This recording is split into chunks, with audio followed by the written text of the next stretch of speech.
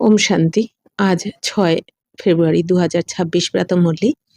ओम शांति बाप दादा मधुबन। आज मिष्टी मिष्टी बाबा बोलছেন मीठे बच्चे, अभी ये चढ़ती कला का समय है। भारत गरीब है, गरीब से साहूकार बनता है। तुम बाप से सतयुगी बादशाही का बरसा ले लो। তো বাবা বলছেন মিষ্টি বাচ্চারা, এখন তোমাদের চড়তি কলার সময়, অর্থাৎ এখন তোমরা ওপরে উঠছো। এতদিন বাবা বলছেন তোমরা সত্যযুগ থেকে কলিযুগ অব্দি কিন্তু নিচেই নেমেছো। আর এখন এই পুরো কল্পে এই একটা সময় সঙ্গমেই কিন্তু তোমাদের চড়তি কলা হয়, অর্থাৎ ওপরে উঠছে। এই সময় বাবা এসে তোমাদের শ্রেষ্ঠাচারী বানান আর সদ্গতি করেন। তো বাবা বলছেন এই চড়তি কলার সময় বাবা বলছে এখন তো ভারত গরিব থেকে এই সময় সাহুকার হয়ে যায়, ধনী হয়ে যায়। তো গরিব মানে কি, ভারত চরিত্রের পতন হয়েছে না, সত্যযুগ থেকে আস্তে আস্তে তেতা, তেতা থেকে 2 কলা কমলো, ত্রেতা থেকে দাপর, দাপর থেকে কলিতে কি হলো, বাবা বলছেন দেবী দেবতারা আস্তে আস্তে 84 জন্ম নিতে নিতে তমপ্রধান হয়ে গেল। মানে কি, বাবা বলছেন আত্মার কোয়ালিটি একদম না বরাবর হয়ে গেল, তাই না? বাবা বলছেন মানে কি, চারিত্রিক পতন ঘটলো, জ্ঞান গুণ শক্তি বলতে কিছুই নেই। তো বাবা বলছেন কি, যখন তোমরা তোমাদের দেহভানে এসে পড়লে দাপরে, তখন থেকে তো তোমরা সবই হারিয়ে ফেললে। তাই বাবা বলছেন যে ভারত এখন গরিব থেকে সাহুকার হচ্ছে, এই সময় হচ্ছে, আবার ওপরে উঠছে। তো তোমরা এখন বাবার থেকে সত্যযুগী রাজ্যের উত্তরাধিকার নিচ্ছ, সত্যযুগের বাদশাহীর উত্তরাধিকার তোমরা এখন বাবার থেকে নিয়ে নাও। তো প্রশ্ন হচ্ছে বাপ কা কনসা টাইটেল শ্রীকৃষ্ণ কো নেহি দে সকতে হে। তো বাবার কোন টাইটেলটা শ্রীকৃষ্ণকে দেওয়া যাবে না?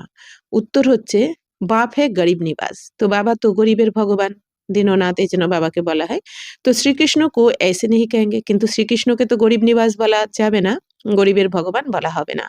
वह तो बहुत बहुत धनवान है, উনকে রাজ্যে মে সব সাহুকার হে। তো বাবা বলছেন শ্রীকৃষ্ণ তো অনেক ধনবান ছিল না, ধনবান থাকবে। তো তার রাজ্যতে সবাই সাহুকার থাকে, মানে শ্রীকৃষ্ণ সত্যযুগের রাজকুমার, তো সেখানে তো সবাই ধনী হবে। তো বাপ জব আতে হে তো সবসে গরিব ভারত হে। আর বাবা যখন আসেন এই দুনিয়াতে তখন তো সবাই গরিব থাকে, মানে এই কলিযুগের শেষে। তো ভারত কো হি সাহুকার বানাতে হে। তো বাবা এসে ভারতকে সাহুকার বানান এখন। তুম कहते हो हमारा भारत स्वर्ग था, अभी नहीं है, फिर से बनने वाला है। गरीब निवास बाबा ही भारत को स्वर्ग बनाते हैं। তো তোমরা কি বলো যে আমাদের ভারত তো স্বর্গ ছিল, এখন তো আর নেই, তো আবার স্বর্গ এখন সাহুকার হচ্ছে।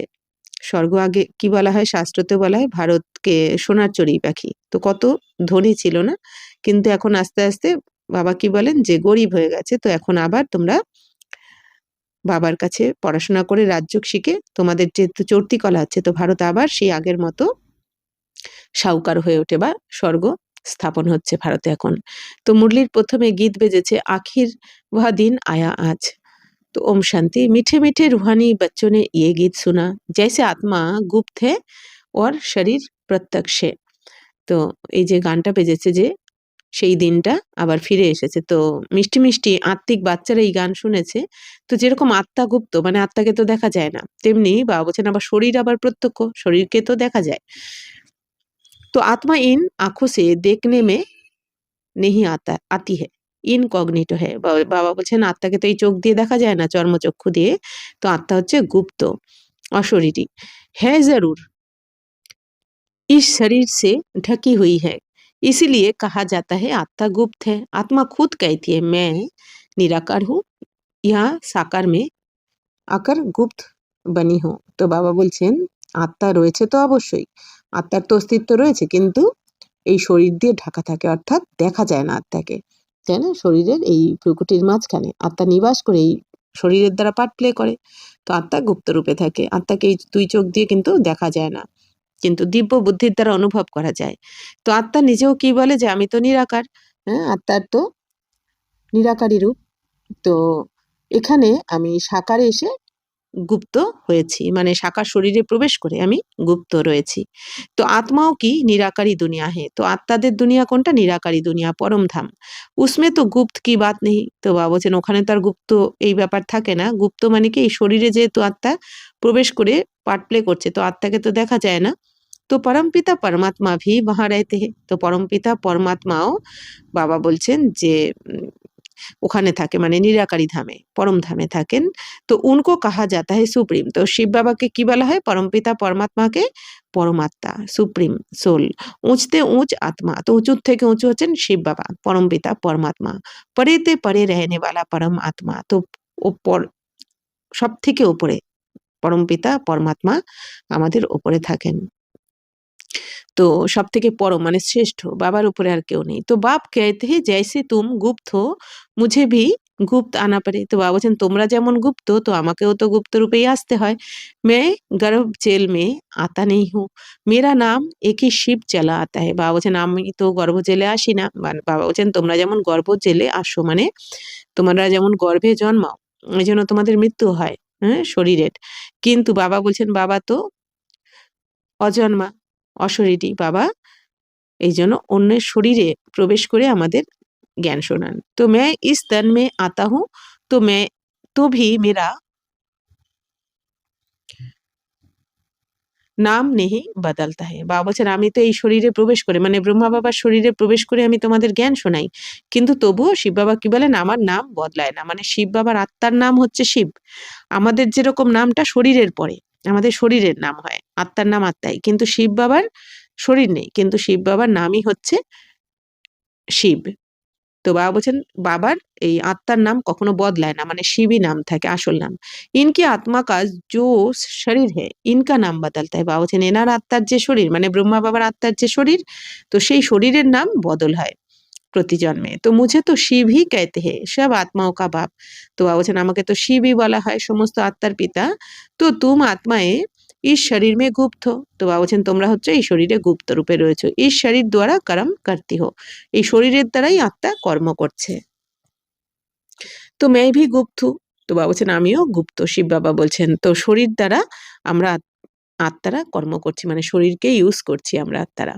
तो बच्चों को ये ज्ञान अभी मिल रहा है कि आत्मा इस शरीर से ঢাকি হুই হে। তো বাচ্চাদের এখন এই জ্ঞান পেয়েছে যে আত্মা এই শরীরের দ্বারা ঢাকা রয়েছে, তো গুপ্ত রূপে রয়েছে। আত্মা হে ইনকগনিটো, শরীর হে কগনিটো। তো বাবা বলছেন আত্মা হচ্ছে অশরীরী, শরীর হচ্ছে সাকারী, মানে দেখা যায় শরীরকে প্রত্যক্ষ। তো मैं भी हूँ अशरीरी। শিব বাবা বলছেন আমিও অশরীরী। বাপ ইনকগনিটো ইস শরীর দ্বারা শোনাতে হে। তো বাবাও হচ্ছেন অশরীরী, আর এই ব্রহ্মা বাবার শরীর দ্বারা, মুখের দ্বারাই বাবা এসে আমাদের জ্ঞান শোনাচ্ছেন। তুম ভি ইনকগনিটো হো শরীর দ্বারা শুনতে হো। বাবা বলছেন তোমরা আত্মারাও গুপ্ত, এই শরীরের দ্বারা তোমরা শুনছো, আর বাবাও এই শরীরের দ্বারা, ব্রহ্মা বাবা শরীরের দ্বারা বলছেন, কারণ আত্মা শরীর ছাড়া কর্ম করতে পারে না। तुम जानते हो बाबा आया हुआ है भारत को फिर से गरीब से साहूकार बनाने। তো বাবা তো আবার এসেছেন গরিবদেরকে সাহুকার বানাতে এসেছেন ভারতে, প্রতি কল্পে কল্পেই বাবা আসেন। তুম কহেঙ্গে হামারা ভারত। তো বাবা বলছেন তোমরা কি বলো আমার ভারত। तो हर एक अपने स्टेट के लिए कहेंगे हमारा गुजरात, हमारा राजस्थान, हमारा हमारा कहने से उसमें মোহ रहता है। বাবা বলছেন এই যে সবাই বলে থাকে না আমার গুজরাট, আমার রাজস্থান, যে যেখানের। তো বাবা বলছেন এই যে আমার বলাতে কি হয়, মোহ এসে যায়। তো हमारा भारत गरीब है, তো আমাদের ভারত কি গরিব। ये सभी मानते हैं परंतु उन्हें ये पता नहीं कि हमारा भारत साहूकार कब था कैसे था। বাবা বলছেন আমাদের ভারত এখন গরিব এটা সবাই মানে, কিন্তু আমাদের ভারত কবে সাহুকার ছিল আর কিরকম ছিল এইটা কিন্তু কেউ জানে না এই দুনিয়াতে। তুম বাচ্চো কো বহুত নেশা হে। বাবা বলছেন তোমরা বাচ্চাদের এখন অনেক নেশা, তাই না? এই দুনিয়াতে বলেও থাকে ভারত সোনার চড়ুই পাখি ছিল, কিন্তু কবে ছিল কিরকম ছিল এই জ্ঞান কারোর মধ্যে নেই। তো বাবা বলছেন এখন তোমাদের অনেক নেশা রয়েছে, তোমরা সবকিছু জেনেছো। হামারা ভারত তো বহুত সাহুকার থা, দুঃখ কি বাত নেহি থি। তোমরা এখন জেনেছো আমাদের ভারত তো কত ধনী ছিল, আর দুঃখের কোনো কথাই ছিল না, ওখানে দুঃখ শব্দটাই ছিল না স্বর্গে। তো সত্যযুগ মে দুসরা কোই ধর্ম নেই তা, সত্যযুগে আর কোনো ধর্ম থাকবে না, এক আদি সনাতন দেবী দেবতা ধর্ম থাকবে। বাকি এই দুনিয়াতে যে অনেক ধর্ম, এত ধর্ম ওখানে থাকবে না। একই দেবী দেবতা ধর্ম থা ইয়ে কিসকো পাতা নেই হ্যাঁ। তো একমাত্র দেবী দেবতা ধর্ম থাকবে এটা কিন্তু বাবা বলছেন কেউ জানে না। ইয়ে যে ওয়ার্ল্ড কি হিস্ট্রি জিওগ্রাফি হ্যাঁ ইয়ে কোই নেহি জানতে। এই যে সম্পূর্ণ দুনিয়ার হিস্ট্রি জিওগ্রাফি বাবা বলছেন এইটা তো কেউ জানে না। এই দুনিয়াতে যে হিস্ট্রি মানে কি ৮৪ জন্মের চক্রের জ্ঞান, যে ভারতে সত্যযুগে কারা ছিলেন, কারা রাজত্ব করেছেন, ত্রেতাতে কারা, দাপরে কারা, কিভাবে সত্য, ত্রেতা, দাপর, কলির পুরো জার্নিটা বাবা বলছেন এই হিস্ট্রি কিন্তু কারা কবে রাজত্ব করে গেছেন, কোন ধর্ম কখন আসে, এই কথা কিন্তু এই জ্ঞান বাবা বলছেন কেউ জানে না। তো বাবা বলছেন বা ৩ লোকের জ্ঞান। জিওগ্রাফি মানে ৩ লোকের জ্ঞান। যে পরমধাম হচ্ছে নিরাকারী আত্মাদের দুনিয়া। আর সূক্ষ্ম লোক হচ্ছে দেব দেবলোক মানে ব্রহ্মা, বিষ্ণু, শঙ্করপুরী। আর আকারী দুনিয়া। আর এইটা হচ্ছে সাকারী দুনিয়া মানে আমরা আত্মারা এই শরীরে প্রবেশ করে যে কর্ম করছি, কর্মস্থলে কবে এসেছি এই দুনিয়াতে, কবে আমরা কত দিনের জন্য এসেছি, কর্ম করছি, এই সমস্ত জ্ঞান ৩ লোকের জ্ঞান। মানে জিওগ্রাফি এইটাও এই দুনিয়াতে কেউ জানে না। বাবা বলছেন যেটা এখন তোমরা বাবার দ্বারা জেনেছো। अभी तुम अच्छी रीति समझते हो हमारा भारत बहुत সাহুকার থা। তো এখন তোমরা জেনেছো খুব ভালোভাবে যে আমাদের ভারত তো কত ধনী ছিল। আমি বহুত গরিব হে আর এখন কত গরিব হয়ে গেছে। তো আব ফির বাপ আয়ে হে সাহুকার বানানে। এখন বাবা আবার এসেছেন তোমাদের ধনী বানাতে, তাই না? বাবা বলছেন এই দুনিয়াতে দেখো, বাবা বলছেন এত গরিব হয়ে গেছে মানে কি যখনই আত্মার জ্ঞান গুণ শক্তি কমে যায়, আত্মার যখন নৈতিক চরিত্রের পতন ঘটে তখন আত্মা আস্তে আস্তে गरीब हो जाए। तो भारत सतयुग में बहुत साहूकार था जबकि देवी देवताओं का राज्य था। फिर वह राज्य कहाँ चला गया? তো ভারত সত্যযুগে অনেক সাহুকার ছিল যখন দেবী দেবতাদের রাজত্ব ছিল। তো এখন সেই রাজ্য কোথায় চলে গেল? ইয়ে কোই নেহি জানতে, এটা কেউ জানে না সেই রাজ্য কোথায় গেল। ঋষি मुनि आदि भी कहते थे हम रचता और रचना को नहीं जानते हैं। बाप कहते हैं सतयुग में भी देवी देवताओं को रचता और रचना के आदि मध्य अंत का ज्ञान नहीं था। বা বলছেন ঋষি মুনিরাও কি বলে দেয় আমরা রচয়িতা রচনাকে জানি না, মানে নেতি নেতি বলে দেয়। তো বাবা বলছেন কি তোমরা তো রচয়িতাকেও জেনেছো শিব বাবা, রচনাকেও জেনেছো। তো বাপ कहते हैं सतयुग में भी, তো বাবা বলছেন কি সত্য যুগেও দেবী দেবতারা রচয়িতার রচনার আদিমধ্য অন্তের জ্ঞান জানবে না। সত্যযুগে যে দেবী দেবতারা থাকবে তাদের মধ্যেও কিন্তু এই জ্ঞানটা থাকবে না। কেন? কারণ শিব বাবা বলছেন সত্যযুগে খালি দেবী দেবতারা এইটুখানি জানবে যে আমি আত্মা এই শরীর দ্বারা কর্ম করছি আর আমার সাথেও যারা রয়েছে তারাও কি প্রত্যেকে আত্মা এই শরীরের দ্বারা পার্ট প্লে করছে, এইটুখানি জ্ঞান থাকবে। বাকি বাবা বলছেন কেন এই জ্ঞান ভুলে যাবে? কারণ তাহলে দেবী দেবতারা স্বর্গের যে সুখ সেটা কিন্তু ভোগ করতে পারবে না, তাই না? যদি জ্ঞান থাকে ওই সময় যদি মনে থাকে দেবী দেবতাদের যে আমরা আস্তে আস্তে কলিযুগে তমপ্রধান হয়ে যাব, নিচে নেমে যাব, তাহলে স্বর্গের সুখটাও তো তারা 100% ভোগ করতে পারবে না। তাই এই জ্ঞান মনে থাকবে না, এটাই ড্রামার নিয়ম। तो अगर उन्हों को भी ज्ञान हो कि हम श्री उतरते कलयुग में चले जाएंगे तो বাদশাহী কা সুখ ভি না রহে, চিন্তা লাগ যায়। তাই বাবা বলছেন যে লক্ষ্মীনারায়ণের যদি এই জ্ঞান থাকে যে আমরা সিঁড়ি দিয়ে নামতে নামতে কলিযুগে এসে যাব তাহলে তো এই বাদশাহীর মানে রাজত্বের সুখটাও তারা ভোগ করতে পারবে না, চিন্তা থাকবে তাদের। अभी तुमको चिंता लगी हुई है हम सतप्रधान से फिर हम শতপ্রধান कैसे बने, তমপ্রধান से फिर हम শতপ্রধান कैसे बने। বা বলছেন এখন তোমাদের চিন্তা কি রয়েছে যে আমরা তমপ্রধান থেকে এখন শতপ্রধান কি করে হব। हम आत्माएं जो निराकारी दुनिया में रहती थी वहां से फिर कैसे सुखधाम में आए ये भी ज्ञान है। বা বলছেন এখন আমরা আত্মারা যে নিরাকারী দুনিয়াতে ছিলাম সেখান থেকে আমরা কিভাবে সুখধামে এসেছিলাম মানে স্বর্গে, এই জ্ঞানও এখন তোমাদের রয়েছে। হাম আভি চড়তি কলামে হ্যাঁ, এখন তো আমরা চড়তি কলাতে রয়েছি। এই জন্য বাবা বলছেন এখন তোমাদের নেশাতে রয়েছে, তোমরা আনন্দে রয়েছে, সুখে রয়েছে, কিন্তু সত্যযুগে এই জ্ঞান থাকলে তোমরা তখন চিন্তা করবে, এই জন্য ওই সময় এই জ্ঞানটা থাকবে না। তো ইয়ে 84 জন্ম কি সিঁড়ি হ্যাঁ, তো বলছেন এই সিঁড়ির যে চিত্র 84 জন্মের দেখানো হয়েছে।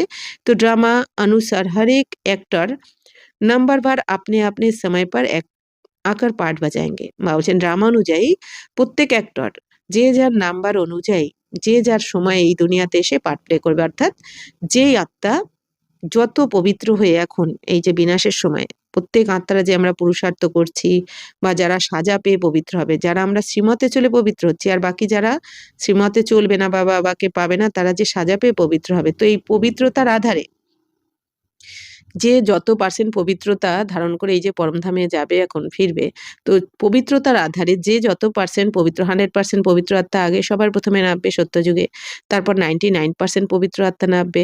তো এইভাবে 100 থেকে 1% পবিত্র আত্মারা যে যার সময় অনুযায়ী এই দুনিয়াতে এই সাকারি দুনিয়াতে নেবে যার যার পার্ট প্লে করতে থাকে সত্যযুগ থেকে কলিযুগ অবধি। तो अब तुम बच्चे जानते हो गरीब निवास किसको कहा जाता है, ये दुनिया नहीं जानती। তো এখন তোমরা বাচ্চারা তো জানো যে গরিব নিবাস এখন কাকে বলা হয়, গরিবের দুনিয়া, এই গরিবের ভগবান শিব বাবাকে, কিন্তু এই দুনিয়া তো জানে না। তো गीत में भी सुना आखिर वह दिन आया आज जिस दिन का रास्ता तकते थे। বাবা বলছেন যে সব ভক্ত বাবা বলছেন সেই গানটাও তোমরা শুনলে যে সেই দিন তো আজ এলো বলে এসে গেছে। তো বাবা বলছেন যেই দিনের রাস্তার দিকে সবাই তাকিয়ে ছিল, তাই না? সবাই রাহ দেখছিল। তো সবাই ভক্তরা, সমস্ত ভক্তরা সেই দিনটার জন্য যে অপেক্ষা করছিল, সেই দিনটা তো আজ চলে এসেছে। তো ভগবান কব আকার হাম ভক্ত কো ইস ভক্তি মার্গ সে ছুড়ায়। তো ভগবান কবে এসে আমাদের এই ভক্তি মার্গ থেকে মুক্তি দেবেন, মুক্ত করবে? তো সেই রাস্তায় তো সবাই দেখছিল, সেই দিনটা আজ এসে গেছে। এটা নিয়েই বাবা বলছেন এই গানটা। কিন্তু বাবা বলছেন এই দুনিয়াতে তবু জানতে পারল না ভগবানকে, কিন্তু তোমরা জেনেছো বাবাকে, তোমরা তোমাদের ভাগ্য বানাচ্ছ। তো ভগবান कब आकर हम भक्तों को इस भक्ति मार्ग से छुड़ाए सदगति में ले जाएंगे ये अभी समझा है। তো বাবা এখন এসে আমাদের সদ্গতিতে নিয়ে যাচ্ছেন, এটা তো তোমরা বুঝেছো। বাবা फिर से आ गया है इस शरीर में। তো বাবা আবার এসেছেন এই শরীরে, তার মানে আবার এসেছেন কেন বলছেন? কারণ আগের কল্পেও এসেছিলেন 5000 বছর আগে, আবার এই কল্পেও এখন এসে গেছেন বাবা ব্রহ্মা বাবার শরীরে প্রবেশ করে আমাদের শ্রেষ্ঠাচারী বানাতে। শিব জয়ন্তী ভি মানাতে হে তো জরুর আতে হে। তো শিব জয়ন্তী যখন পালন করা হয় নিশ্চয়ই আসেন। ऐसे भी नहीं कहेंगे मैं श्री कृष्ण के तन में आता हूँ। नहीं, बाप कहते श्री कृष्ण की आत्मा ने 84 जन्म लिए हैं। उनकी बहुत जन्म के अंत का ये अंतिम जन्म है। जो पहले नंबर में था वह अब अंत में है तत्वम। তো বাবা বলছেন যে শিব জয়ন্তী যখন পালন করা হয় তবে অবশ্যই শিব বাবা তো নিশ্চয়ই আসবেন। জয়ন্তী মানে জন্মদিন। তো জন্মদিন যিনি আসেন তারই তো জন্মদিন পালন করা হয়। তাহলে শিব বাবা অবশ্যই এসেছেন। তো কিন্তু কিভাবে আসেন এইটা এই দুনিয়াতে কেউ জানে না। তো বাবা বলছেন এরকম বলবেন না যে শ্রীকৃষ্ণ শরীরে আসি। বাবা বলছেন না, কারণ শ্রীকৃষ্ণের আত্মা তো 84 জন্ম নিয়েছেন। অর্থাৎ সত্যযুগ থেকে এই যে কলিযুগের শেষ অবধি 84 জন্ম নিয়েছেন শ্রীকৃষ্ণের আত্মা। তো শ্রীকৃষ্ণের বহুত জন্মের, অনেক জন্মের অন্তিম জন্ম হচ্ছে এই যে ব্রহ্মা বাবার শরীর, লাস্ট জন্ম। তো বাবা বলছেন এই অন্তিম শরীরে শিব বাবা এসে আমাদের জ্ঞান শোনান। তো বাবা বলছেন যে তো তো যে আত্মা ১ম নম্বরে এসেছে তো তারই এখন অন্তিমে শিব বাবা এসেছেন। তো বাবা বলছেন তোমরাও তাই। তোমরাও এখন অন্তিম জন্ম তোমাদেরও। শ্রীকৃষ্ণের আত্মারই তো অন্তিম জন্ম নয়, বাবা বলছেন তোমাদেরও তাই। তো मैं तो आता हूँ साधारण तन में। তো আমি তো আসি সাধারণ শরীরে। তো ব্রহ্মা বাবার শরীর সাধারণ শরীর। तुमको आकर बतलाता हूँ तुमने कैसे 84 जन्म ভোগে হে। তো আমি এসে বলি যে তোমরা কিভাবে এই 84 জন্ম ভোগ করলে, সত্যযুগ থেকে কলিযুগ অবধি এই কাহিনী, এই রহস্য আমি এসে তোমাদের শোনাই। सरदार लोग भी समझते हैं एक ओंकार परमपिता परमात्मा बाप है। বাবা বলছেন যারা সর্দার শিখ যারা বাবা বলছেন তারাও কি মনে করে এক ওঙ্কার সত্যনাম বলে তারা, তার মানে তিনি হচ্ছেন পরমপিতা পরমাত্মা। তো वह बरोबर मनुष्य से देवता बनाने वाला है। তো উনি মানুষ থেকে দেবী দেবতা বানান, এটা শাস্ত্রে লেখা রয়েছে। তো क्यों नहीं हम भी देवता बने। তাহলে কেন আমরা দেবতা হব না? যখন স্বয়ং ভগবান এসে বানাচ্ছেন। जो देवता बने होंगे वह एकदम चटक पड़ेंगे। বাবা বলছেন যারা দেবতা হয়েছিল তারা এই কল্পেও একদম বাবা বলছেন লেগে পড়বে দেবতা হওয়ার জন্য বাবার শ্রীমতে। তো দেবী দেবতা ধর্ম কা তো এক ভি আপনে কো সমঝতে নেই। বাবা বলছেন দেবী দেবতা ধর্মের তো কেউ একজন নিজেকে ভাবেই না একজনও। তো और धर्म की हिस्ट्री बहुत छोटी है। বাবা বলছেন অন্যান্য ধর্মের হিস্ট্রি তো অনেক ছোট। कोई की 500 वर्ष की, कोई की 1250 वर्ष की। বাবা বলছেন কোনো ধর্মের হিস্ট্রি বাবা বলছেন কারো 500 বছরের, কারো 1250 বছরের। তোমারই হিস্ট্রি হে 5000 वर्ष की। আর বাবা বলছেন তোমাদের ইতিহাস হচ্ছে কি 5000 বছরের। দেবতা ধর্ম वाले ही स्वर्ग में आएंगे। কারণ বাবা বলছেন তোমরা হচ্ছে অল রাউন্ড পার্টধারী। তাই না? বাবা বলছেন ১ম থেকে তোমরা পুরো লাস্ট অব্দি পার্ট প্লে করছো। তো দেবতা ধর্ম যারা দেবী দেবতা ধর্মের তারাই তো স্বর্গে আসে। और धर्म तो आते ही बाद में। কারণ অন্যান্য ধর্মের সবাই আসবে দাপর থেকে। কিন্তু দেবী দেবতা যারা তারা ১ম থেকে আসবে সত্যযুগে। তো देवता धर्म वाले भी अब और धर्म में कन्वर्ट हो गए हैं ড্রামা অনুসার। বাবা বলছেন যারা দেবী দেবতা ধর্মের তাদের মধ্যে অনেকেই অন্যান্য ধর্মে এখন কনভার্ট হয়ে গেছে। फिर भी ऐसे कन्वर्ट हो जाएंगे फिर अपने अपने धर्म में लौट कर आएंगे। বাবা বলছেন তো দেবী দেবতা ধর্মের অনেক আত্মারাই কিন্তু এখন এই খ্রিস্টান, মুসলিম বা অন্যান্য ধর্মে শিখ ধর্মে ঢুকে গেছে। তো তারা ড্রামা অনুযায়ী আবার দাপর থেকে আবার ঢুকে যাবে, অন্যান্য ধর্মে ঢুকে যাবে। বাবা বলছেন কিন্তু আবার এই সঙ্গমে এসে তারা আবার ফিরে আসবে। এই দেবী দেবতা ধর্মের যখন স্যাপলিং লাগানো হচ্ছে, এখন যে বাবা চারা রোপণ করছেন দেবী দেবতা ধর্মের, তো যেই ধর্মে দেবী দেবতা ধর্মের আত্মারা ঢুকে গেছে তারা এসে আবার যার যার জায়গা নিয়ে নেবে দেবী দেবতা ধর্মের। তো বাপ समझाते बच्चे तुम तो विश्व के मालिक थे। তো বাবা এখন কি বোঝাচ্ছেন বাচ্চারা তোমরা তো বিশ্বের মালিক ছিলে तुम भी समझते हो बाबा स्वर्ग की स्थापना करने वाला है तो हम क्यों नहीं स्वर्ग में होंगे बाप से हम वर्षा जरूर लेंगे। तो इससे सिद्ध होता है ये हमारे धर्म का है। বাবা বলছেন তোমরা তো এখন বুঝেছো যে বাবা যখন এসে ধর্মের স্থাপনা করছেন স্বর্গের স্থাপনা করছেন তখন কেন আমরা স্বর্গে যাব না তাহলে আমরাও স্বর্গে যাব আমরাও বাবার থেকে উত্তরাধিকার অবশ্যই নেব। তো এর দ্বারাই যখন তোমরা এটা মনে করে পুরুষার্থ করছো বাবার শ্রীমতে চলছো এর দ্বারাই প্রমাণিত হচ্ছে যে তোমরা দেবী দেবতা ধর্মের जो नहीं होगा वह आएगा ही नहीं। তো বাবা বলছেন যারা দেবী দেবতা ধর্মের হবে না তারা আসবেই না তাই না তারা জ্ঞান বুঝবেও না আসবেও না कहेंगे पराये धर्म में क्यों जाए তারা কি বলবে অন্য ধর্মে আমরা কেন যাব। तुम बच्चे जानते हो सतयुग नई दुनिया में देवताओं को बहुत सुख थे সোনে কে মহল থে বা বলছেন তোমরা এখন জেনেছো সত্যযুগে নতুন দুনিয়াতে দেবী দেবতারা অনেক সুখে থাকে ওখানে ওখানে দুঃখের নাম নিশানা থাকে না ওখানে সোনা হিরে জহরতের মহল থাকে ওখানে তো বাবা বলেন রাস্তাঘাটেও সোনা হীরা জহরত পড়ে থাকে। तो सोमनाथ के मंदिर में कितना सोना था ऐसा कोई दूसरा धर्म होता ही नहीं বা বলছেন সোমনাথের মন্দিরে কত সোনা ছিল তার মানে সোমনাথের মন্দিরে যদি এত সোনা ছিল তাহলে তাদের মহলে কত সোনা ছিল সেই রাজাদের। তো বাবা বলছেন এরকম তো কোনো ধর্মই হবে না তোমাদের মতো। সোমনাথ মন্দির জয়সা ইতনা ভারী মন্দির কই হোগা নেই বলছেন সোমনাথের মতন মন্দির এত ধনী বাবা বলছেন কোনো মন্দির আর হবে না দুনিয়াতে। বহুত হিরে জওয়ারাত থে অনেক হিরে জওয়ারাত ছিল সোমনাথের মন্দিরে গুজরাতের। তো বুধ আদিকে কই হিরে জওয়ারাতকে মহল থোড়ি হোঙ্গে বা বলছেন এই যে বুদ্ধ বা এদের এদের মহল কিন্তু হিরে জওয়ারাতের হবে না। তো এরা কবে এসেছেন বুদ্ধ এরা দাপর থেকে।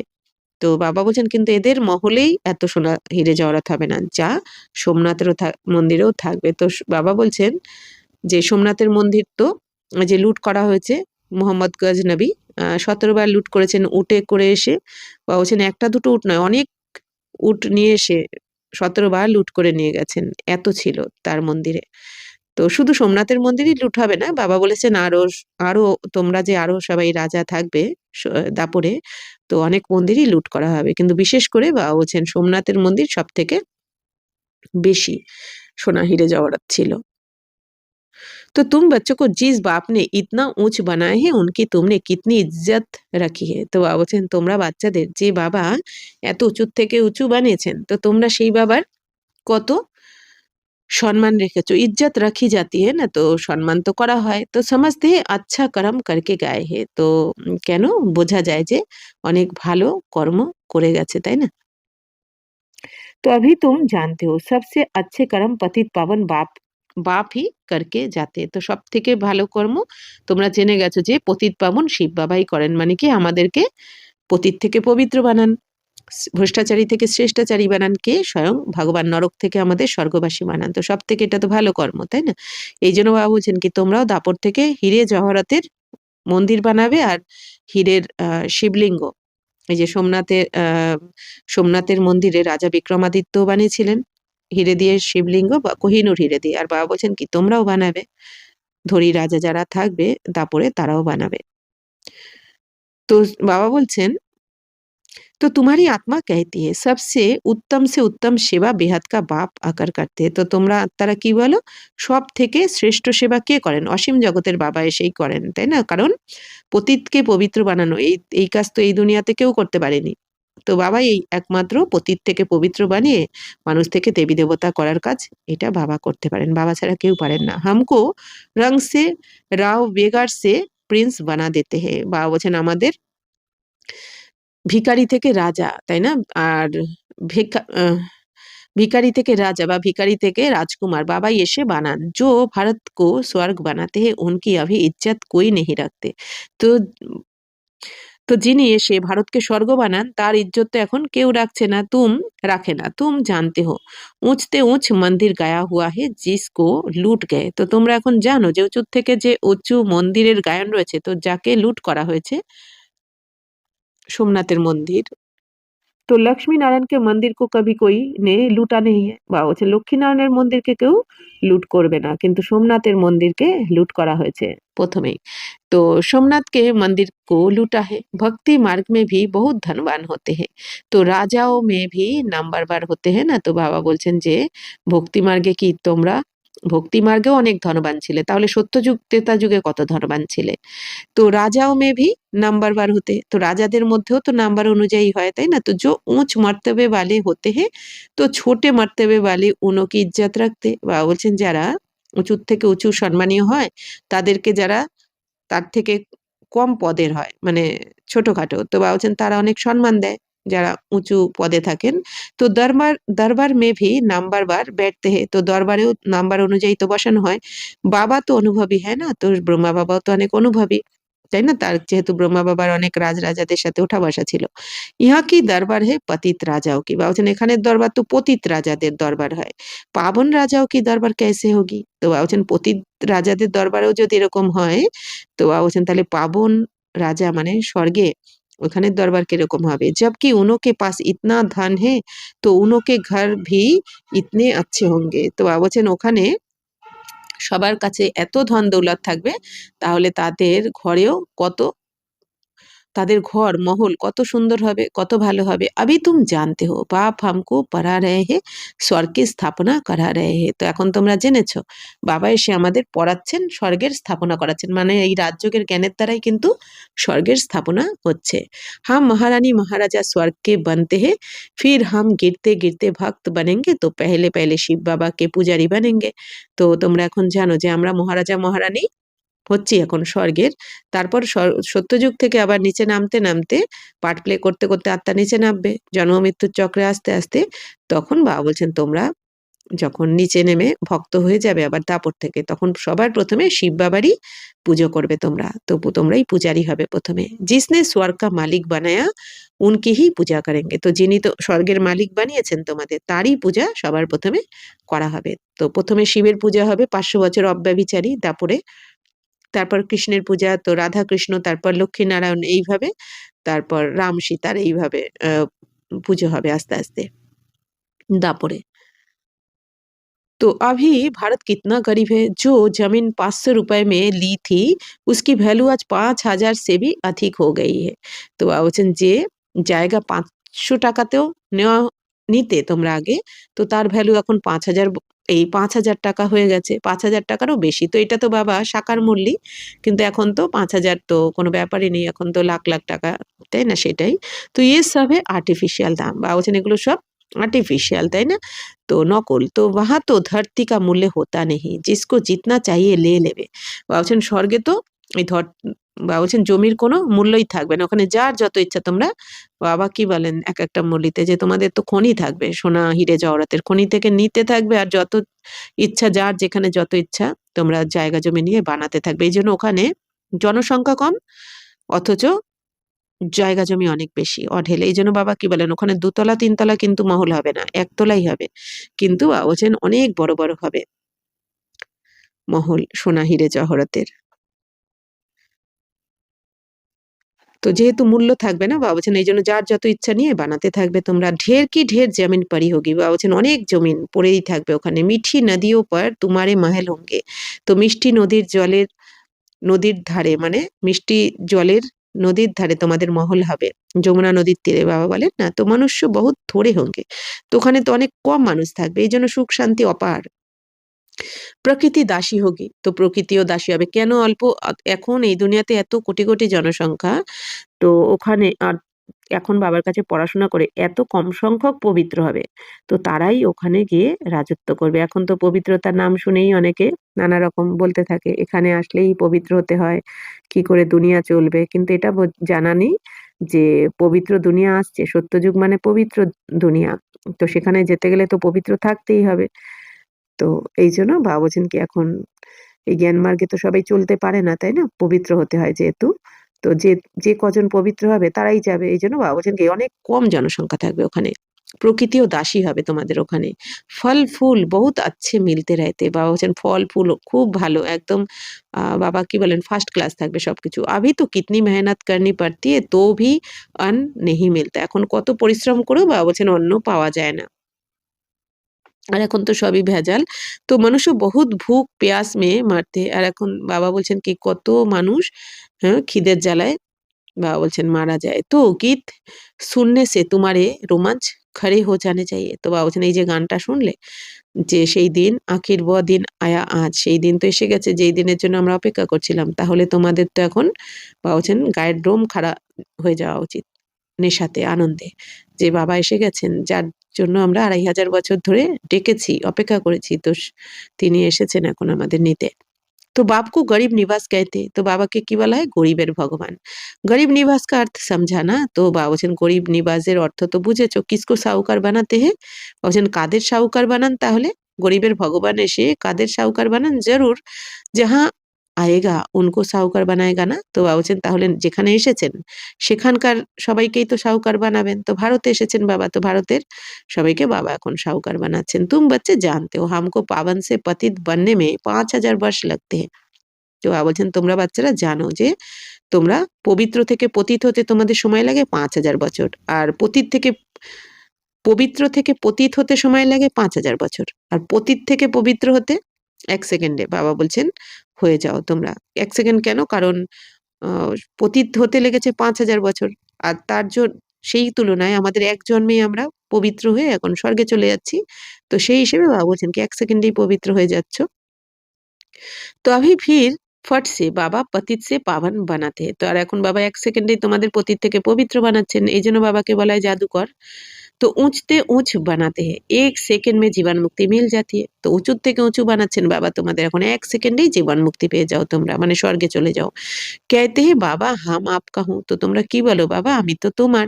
তো বাপ कहते बच्चे तुम विश्व का मालिक हो। আর বাবাও কি বলেন বাচ্চারা তোমরা বিশ্বের মালিক। তো যেই মুহূর্তে বাচ্চারা বলে বাবা আমি তোমার আর বাবাও কি বলেন যে বাচ্চারা আমিও তোমার। তো তুমি বিশ্বের মালিক। তো বাচ্চা पैदा हुआ और वारिस बना। তো বাচ্চা যখনই জন্ম হলো তো বাবার সম্পত্তির উত্তরাধিকার হয়ে গেল। कितनी खुशी होती है। তো কত খুশি হওয়া উচিত। बच्चों की देख चेहरा उतर जाता। तो बाबा বলছেন यहाँ तो सभी आत्माएं बच्चे हैं। तो अभी पता पड़ा है कि हम ৫০০০ वर्ष पहले स्वर्ग के मालिक थे। তো বাবা বলছেন যে যদি ছেলে জন্ম হয় তাহলে এই দুনিয়াতে কি হয়? বাবা বলছেন কত খুশি হয়ে যায়। আর যদি বাচ্চি অর্থাৎ যদি মেয়ে জন্ম হয় তাহলে মুখ উদাস হয়ে যায়। ভাবে বিয়ে দিতে হবে। তো ইহা তো বাবা বলছেন এখানে তো তোমরা সমস্ত আত্মারাই বাবার বাচ্চা। তো अभी तो पता पड़ा है कि हम ৫০০০ वर्ष पहले। তো এখন তোমরা জেনেছো যে ৫০০০ বছর আগে আমরাই স্বর্গের মালিক ছিলাম। আর আমাদেরকেই বাবা বানাতে এসেছেন। বাবা ने ऐसा बनाया था। বাবা আমাদের এরকম দেবী-দেবতা বানিয়েছিলেন। तो शिव जयंती भी मनाते हैं परंतु ये नहीं जानते कि वह कब आया था। বাবা বলছেন শিব জয়ন্তী পালন করে এই দুনিয়া কিন্তু এইটা জানে না যে তো শিব বাবা কবে এসেছেন এই দুনিয়ায় আর এসে কি করেছেন। লক্ষ্মী নারায়ণ কা রাজ্য থা ये भी कोई नहीं जानते। লক্ষ্মী নারায়ণের যে রাজত্ব ছিল এটাও কেউ জানে না। বাবা বলছেন তোমরা দেবী দেবতা কুলের আত্মা তোমরা লক্ষ্মী নারায়ণের দুনিয়ায় ছিলে তোমরাই ভুলে গেছো তো অন্যরা কি করে মনে রাখবে। তো জয়ন্তী মানাতে सिर्फ लिंग के बड़े बड़े मंदिर बनाते हैं। বাবা বলছেন শিব জয়ন্তী পালন করা হয় আর বড় বড় মন্দির বানিয়ে দিয়েছে তাই না? বাবা বলছেন লিঙ্গ বানিয়ে দিয়েছে শিব বাবাকে আর লিঙ্গ মানে প্রতিমা আর বড় বড় মন্দির বানিয়েছে। তো পরন্তু वह कैसे आया क्या आकर क्या कुछ भी नहीं जानते। বাবা বলছেন শিব লিঙ্গ তৈরি করে শিব মন্দির তৈরি করে পুজো তো করে শিব জয়ন্তী পালন করে কিন্তু শিব বাবা কবে এসেছেন কি করেছেন এসে সেই সম্বন্ধে কোনো জ্ঞান নেই কারো।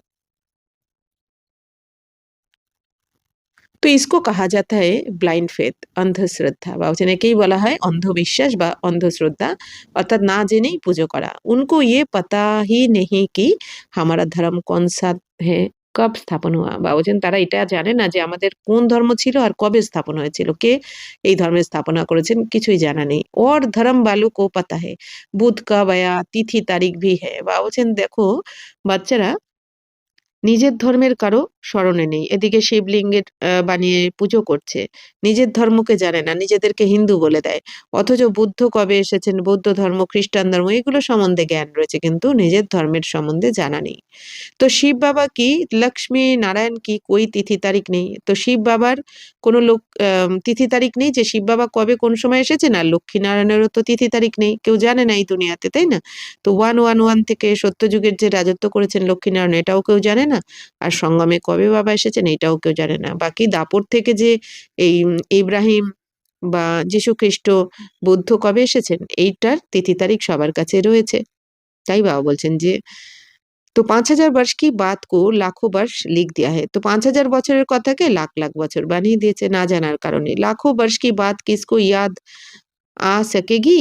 বা বলছেন যে বাচ্চারা 84 জন্ম বা 5000 বছরের কথাই মনে পড়ছে না, ভুলে গেছে। তাহলে লাখ লাখ বছরের যদি হয় এই দুনিয়া তা কল্প, তাহলে কারো মনে আসবে কি? ভারত में देवी देवता धर्म कब था ये समझते नहीं है। ভারতে দেবী দেবতা ধর্ম কবে ছিল?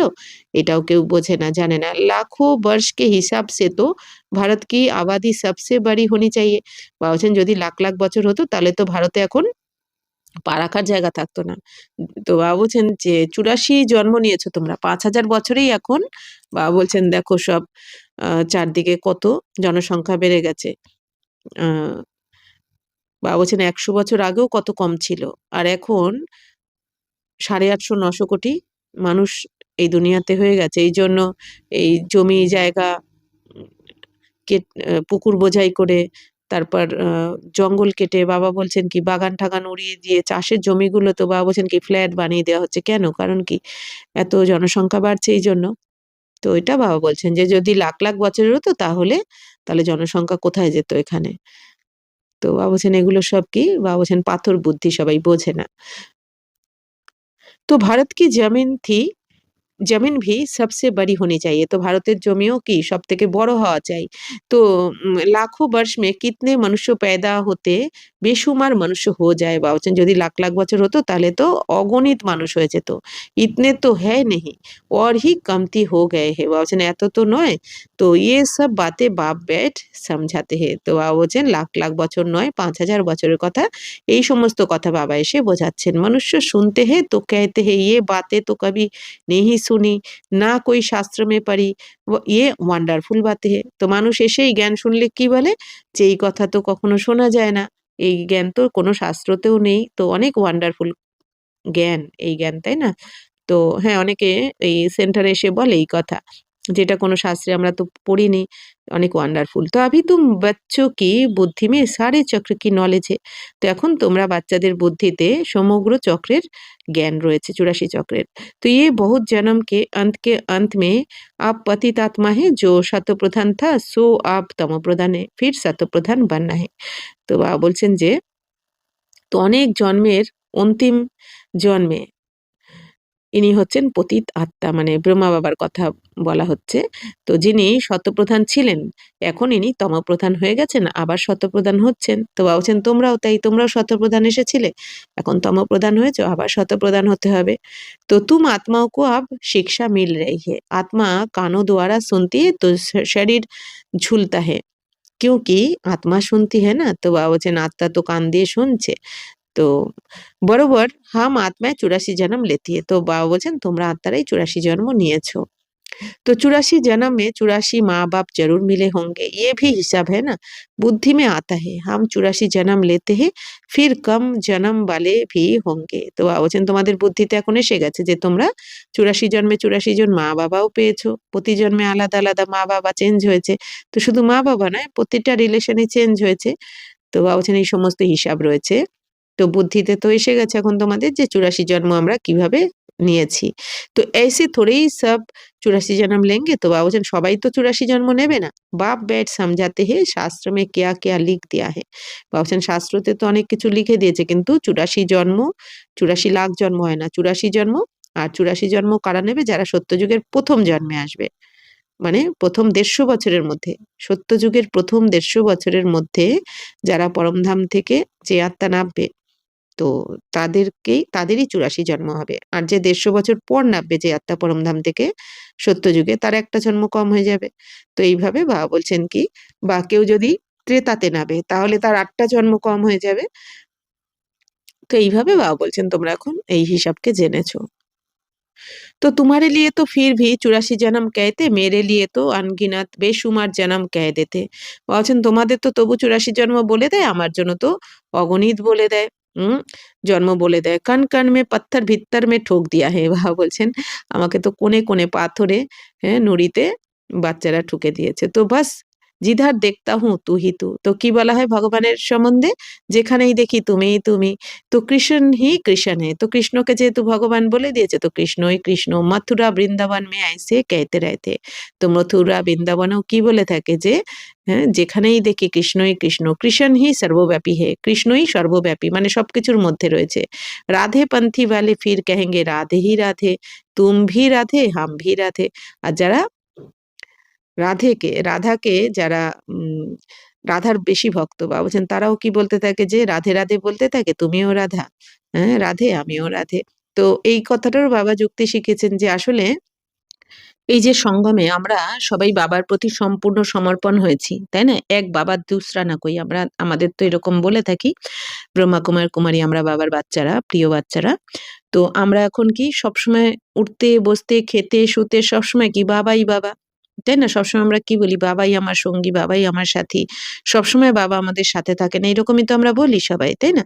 তো এটাই ভক্তি মার্গে ওরা উল্টো মানে ধরে নেবে। ভক্তি মার্গ থেকে এই কথাটা যে চারদিকে যেদিকেই তাকাই ভগবান, মানে কৃষ্ণই কৃষ্ণ, যেহেতু কৃষ্ণকে ভগবান বলে দেবে। কিন্তু আসল কথা তা নয়। মানে আমাদের ভাবনা, আমরা সবসময় কি মনে করি, আমরা সবসময় বাবা আমাদের সাথে থাকেন, যেখানেই যাই, আমরা যাই করি, আমরা খাওয়া ওঠা শোয়া বসা সবসময় আমরা মনে করি না এটা, যে বাবা আমাদের সাথে আছেন। তো সেটাই ভক্তি মার্গে ওরা উল্টো বুঝে নিয়েছে, যে কোনায় কোনায়। তো এক বাপ হি বরাবর গরিব নিবাস হে। তো তাহলে বাবাই হচ্ছেন বরাবর গরিব নিবাস। তো भारत जो सबसे साहूकार था अभी सबसे गरीब बना है, इसलिए मुझे भारत में ही आना पड़े। তো বলছেন ভারতই সব থেকে সাহুকার ছিল, ধনী। এখন ভারতই আবার সব থেকে গরিব হয়ে গেছে, এই জন্য আমাকে ভারতেই আসতে হয়। এই জন্য ভারত হচ্ছে কি সব থেকে মহান তীর্থ। তো ইয়ে বানা বানায়া ড্রামা হে। তো বলছেন এই ড্রামা কিন্তু বানানোই রয়েছে, পূর্ব নির্ধারিত।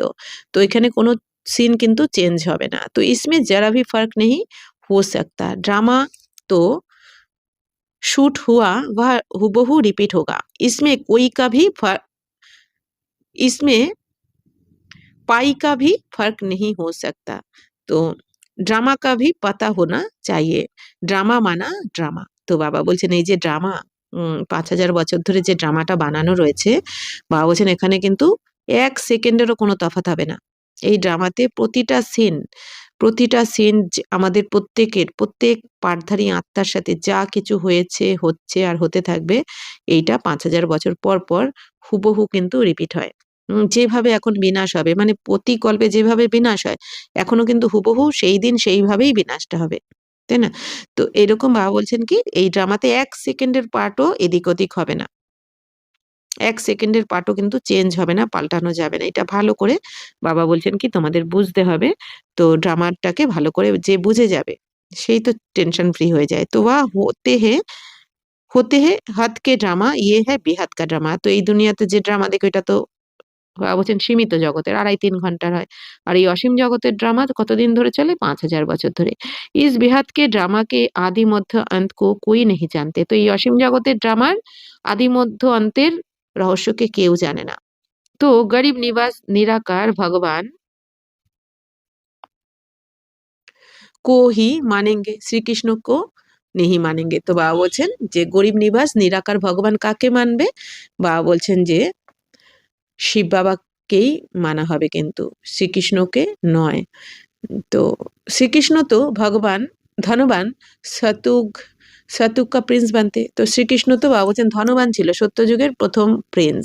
তো ভগবান কো তো আপনা শরীর হ্যায় নেহি, তো वो आकर तुम बच्चों को धनवान बनाते हैं।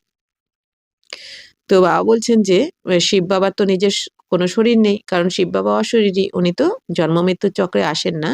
তো শিব বাবাই এসে তোমাদের আবার ধনবান বানান। তুমকো রাজযোগ কি শিক্ষা দিতে, তো শিব বাবাই এসে তোমাদের রাজযোগের শিক্ষা দেন প্রতিকল্পে। तो पढ़ाई से बैरिस्टर आदि बनकर फिर कमाई करते हैं, बाप भी तुमको अभी पढ़ाते हैं, तुम भविष्য में নার্সে নারায়ণ বানতে हो। বাবা বলছেন এই দুনিয়াতে যেমন কেউ পড়াশোনা করে ডাক্তার, ইঞ্জিনিয়ার, ব্যারিস্টার হয়, তো তাও কি এক জন্মের জন্য। তো মারা গেলে কি হয়, ডিগ্রি শেষ হয়, বা নতুন জন্মে নতুন করে পড়াশোনা করতে হয়।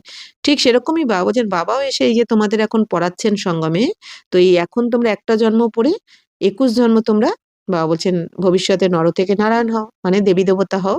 তো তোমাদের সত্য তেতাতে কিন্তু আর নতুন করে পড়াশোনা করতে হবে না দেবী দেবতা হওয়ার জন্য। तुम्हारा जन्म तो होगा ना, तो बाबा বলছেন তোমাদের জন্ম তো হবে, তো ऐसे तो नहीं स्वर्ग कोई সমুদ্র সে নিকাল আয়েগা। বাবা বলছেন স্বর্গ কোনো সমুদ্র থেকে বেরিয়ে আসবে তা নয়, বাবা বলছেন এই ভারতেই স্বর্গ। শ্রীকৃষ্ণ ने भी जन्म लिया ना, তো শ্রীকৃষ্ণ তো স্বর্গেই জন্ম নেবেন। তো कंसपुरी आदि तो उस समय थी नहीं, বাবা বলছেন কংসপুরী তো ওই সময় থাকবে না যখন শ্রীকৃষ্ণ থাকবে সত্যযুগে। শ্রীকৃষ্ণ का कितना नाम गाया जाता है, उनके बाप का गायन ही नहीं।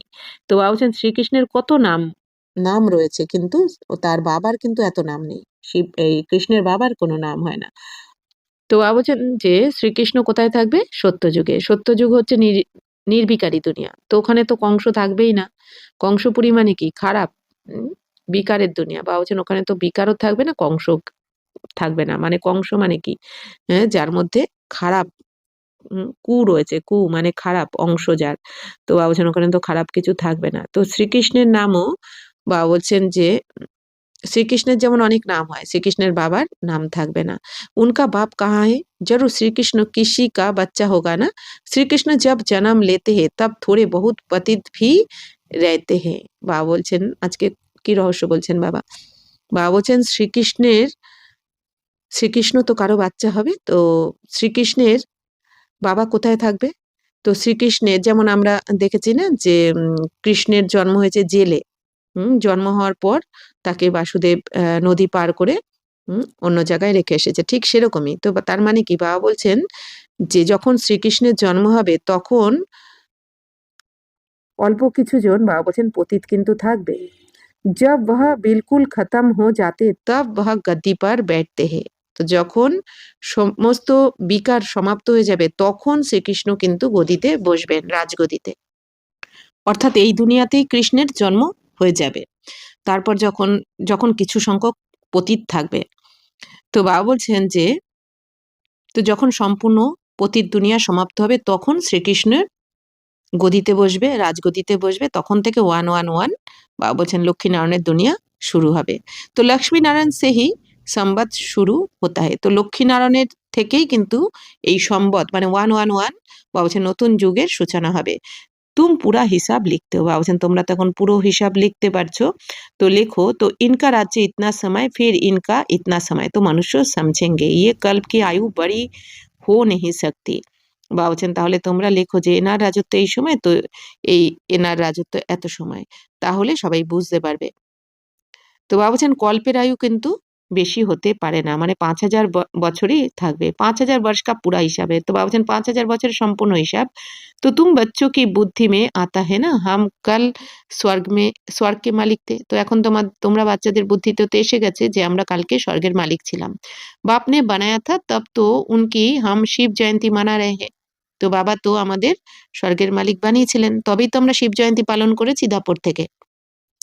এই যে বাবা এসে আমাদের এখন স্বর্গের মালিক বানাচ্ছেন, তো এই জন্য আমরা দাপর থেকে প্রথমে শিব জয়ন্তী পালন করব, শিব বাবার মহিমা করব। तो तुम सबको जानते हो, क्राइस्ट, गुरु नानक आदि फिर सब कब आएंगे, ये तुमको नॉलेज है। এখন বাবা বলছেন তোমরা ক্রাইস্ট, গুরু নানক এনারা কবে আসবেন এই তো জ্ঞান তোমরা জানো। বাবা তোমাদের বলেছেন কল্পবৃক্ষের পিকচারে। তো ওয়ার্ল্ড की हिस्ट्री जियोग्राफी হুবহু রিপিট होती है। তো এই দুনিয়ার হিস্ট্রি জিওগ্রাফি বাবা বলছেন হুবহু, হুবহু মানে 1 সেকেন্ড পার্টও কিন্তু এদিক ওদিক করা যাবে না। তো অনেকে বলে থাকে যে আমার তো শরীরে এই প্রবলেমটা রয়েছে, তাহলে এটা কি আবার হবে? তো হবে, কিন্তু সেটা তো এখন নয়। আবার 5000 বছর পর যখন এই সময়ে আমরা থাকবো কলিযুগের শেষে, তো এই সময় আবার হবে। তো যার যেটা ভালো মন্দ যে কোনো সমস্যা হতে পারে বা ভালো মন্দ যাই হোক, আমরা এখন যে যেই বাড়িতে রয়েছি, বা যে যেই সেন্টারে রয়েছি, তো সেইটা আবার সেম এই এরকমই পজিশনে আমরা 5,000 বছর পরেও থাকবো। আবার আবার সত্য যুগে আমরা যে যেই পজিশনে ছিলাম, যে যেই পদ পেয়েছিলাম সেই পদই এখন আবার আমরা পাবো। যে বাবা বলেন না, তোমরা যে আগের কল্পে যে যতটা পুরুষার্থ করেছো এই কল্পেই ততটাই করবে, তার 1% কম বা বেশি কেউ করতে পারবে না, যেহেতু ড্রামা হুবহু রিপিট। তো এই জ্ঞানকে বাবা বলছেন কি ভালো করে তোমাদের বুঝতে হবে যে তো এই ড্রামা হচ্ছে হুবহু রিপিট হয়। তো ये पढ़ाई कितनी सहज है, তো এই পড়া কত সহজ। तुम स्वर्ग को जानते हो, बरोबर ভারত স্বর্গ তা, তো ভারত তো বরাবরই স্বর্গই ছিল। ভারত অবিনাশী খণ্ড है, মানে ভারত খণ্ড কখনো বিনাশ হয় না। তো ভারত জৈসি মহিমা और कोई की हो नहीं सकती, ভারতের মতো মহিমা আর কারো হয় না বা কোনো দেশের হয় না। বা বলছেন এখন এই যে বিনাশের সময় সমস্ত আর কোনো খণ্ড থাকবে না, কিন্তু ভারত খণ্ড কিন্তু বিনাশ হয় না, ভারত খণ্ড থাকে। सबको पतित से पावन बनाने वाला एक ही बाप है, তো সবাইকে পতিত থেকে পবিত্র কে বানান? একমাত্র বাবাই।